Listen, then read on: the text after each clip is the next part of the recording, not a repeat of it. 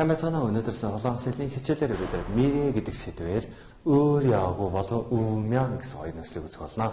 Эхний нөхцөл бол өөр яагүй гэсэн нөхцөл байгаа.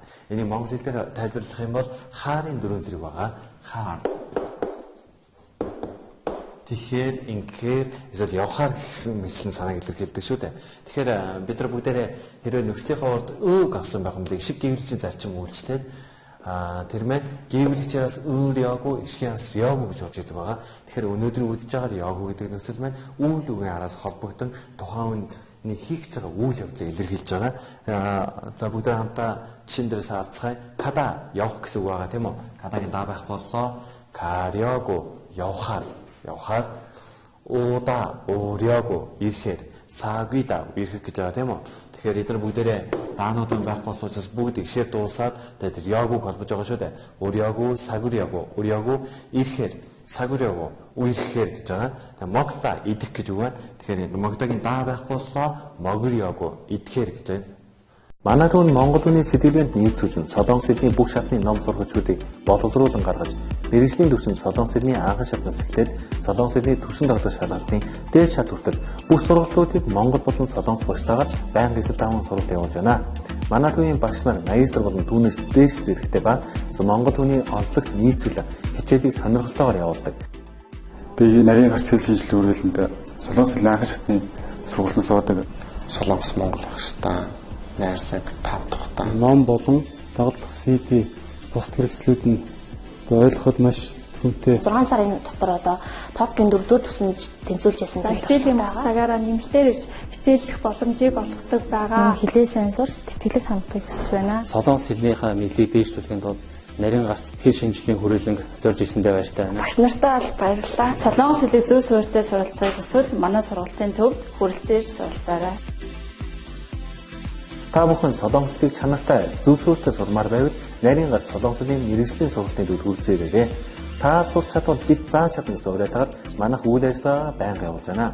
Манай хаяг 13 дугаар хуудын автобусны буудлын баруун талд байрлах Британий элчингийн баруун хоёр талд Могилская офисын 5 дугаар давхарт 505 506 дугаар хуудад байрлаж байна. Манай утас 9664 9939 8994 9939 таягуудаа залгаарай.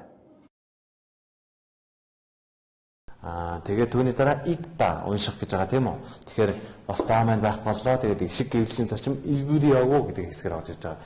Тэгэхээр өнгөрсөн удаагийн хичээлээ бид нар өрөө када буюу хаар явах гэсэн утгаар илэрхийлсэн нөхцөлийг хамтаа үзсэн байгаа шүү дээ.